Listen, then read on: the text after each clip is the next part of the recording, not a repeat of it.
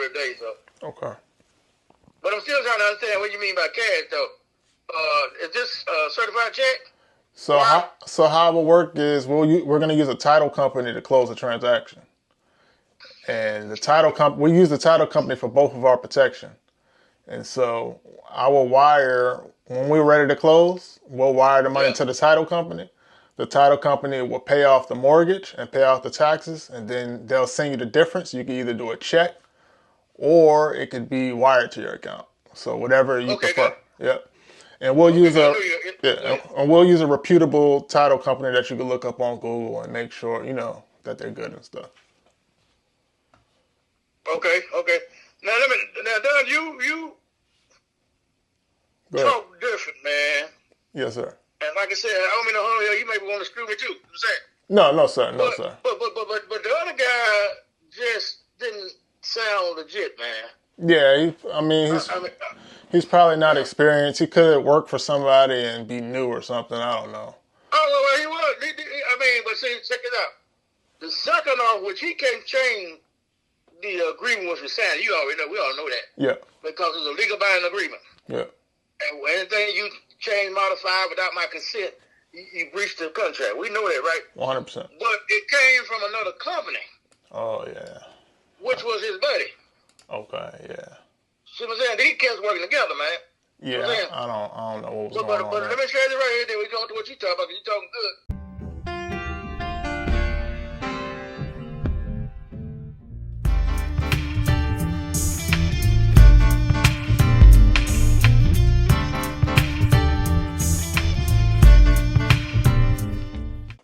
What's up, guys? It's Don. I want to talk about a deal that I recently closed earlier this week in the middle of nowhere. Also, I want to mention that one-on-one mentorship is open. The link is in the description. If you need help closing deals, running ads, anything, I can help you out. Book a call with me. The link is in the description.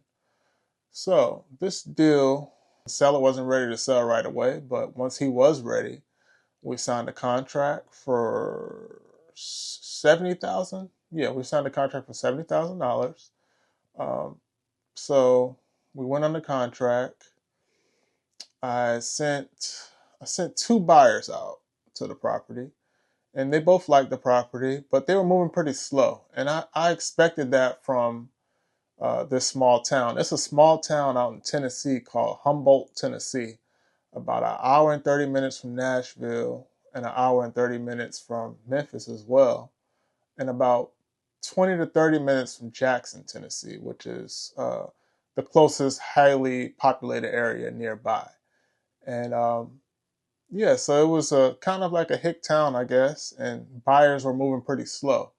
But I did get 3 offers from each buyer. And then one buyer gave me an offer, and then he said he had to go back out to the property. So I'm like, okay, whatever. Because he gave me an offer that was good, that I thought would have been good to go. But then he said he had to go back out to the property, see the property again to make sure he's clear on his offer. So he went to the property again to see, and what do you know? He came back and went back on his offer. So the second person that I had see the property, they also gave an offer, but it was actually just for the amount that I had the property under contract for. Now, mind you, the property needed a full rehab, new roof, everything, because the owner had owned the property since the 70s and haven't really done any repairs to it since like early 2000s. So it needed everything to be done pretty much. The 2 buyers all 3 buyers that I had were all landlord buyers. So that was good to where they could pay more than what a flipper could pay. But the buyer that ended up buying it only bought it for $70,000. So I did have to go back to the seller and get a $10K price reduction, which it was pretty simple. They understood why, because it needed, repairs. The seller also didn't tell me that the roof needed to be repaired as well. So that's really why I had to go back and get that $10K reduction.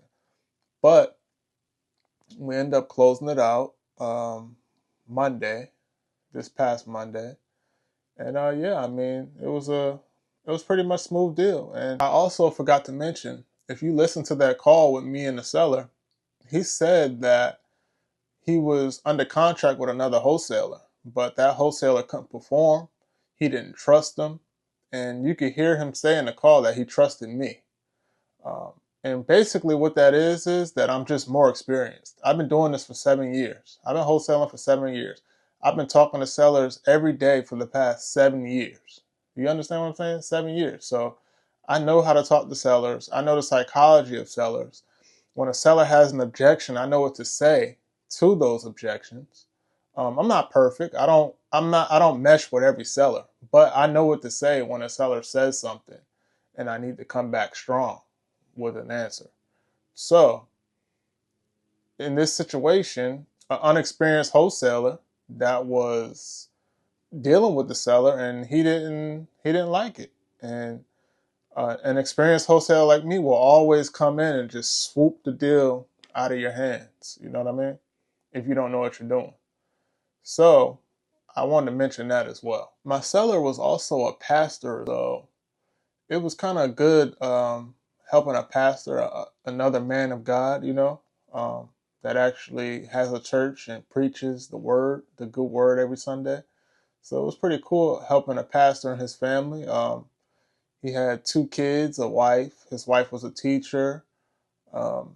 He had one son, I think, that has Down syndrome or something like that. So it was kind of nice helping them out. And their motivation for selling the property was that they just wanted a new chapter, a new home. So they placed the offer on a new home. And I also was in contact with their realtor during the transaction, updating them on when we was closing and stuff like that. Because we did have to extend closing 4 days. So we were supposed to close on May 8th, but we ended up closing on May 12th. And then they had to sell this house so they could close on their new home May 13th. So we closed on the 12th, and they closed on a new home on the 13th. And so I like helping people, Here's a text message our text message thread with me and the seller saying, thank you for helping me out. You really came through. And just, I just love helping people, I've heard a lot of things about Tennessee having new laws about wholesaling, that you have to sign like an extra addendum or something like that with the seller 3 days before you find the buyer. Then you have to disclose more information to the buyer and stuff. But I didn't have to go through any of that. And this isn't my first time closing a deal in Tennessee. But I thought I might have to go through that with this deal because I heard about the new law. But I guess all title companies and real estate attorneys in the area haven't really caught on to it yet, or maybe it hasn't taken effect yet, which is a good thing, because that could have made the deal not as smooth as it was. But it was a pretty smooth deal. 10K deal. I'm doing the business, a lot of people selling, courses and stuff like that. They're not really in the business, still doing the business. So, I'm still doing the business. I'm calling sellers. I'm locking up deals. I'm talking to buyers while teaching you guys too. If you want mentorship, the link is in the description. I got some other big things coming too. I'm not going to spoil them, but I got some things coming. And yeah, man, let's close some deals. I'm on a mission. Yeah. A mathematician. Goddamn. Acquisitions. Yeah. To dispositions. Yeah. Cash buyers up. Diamond in the rough. Rough in the diamond. While analyzing. Counting mills. 6-figure deals. Goddamn. Dreamed at 17. 21. Built a team.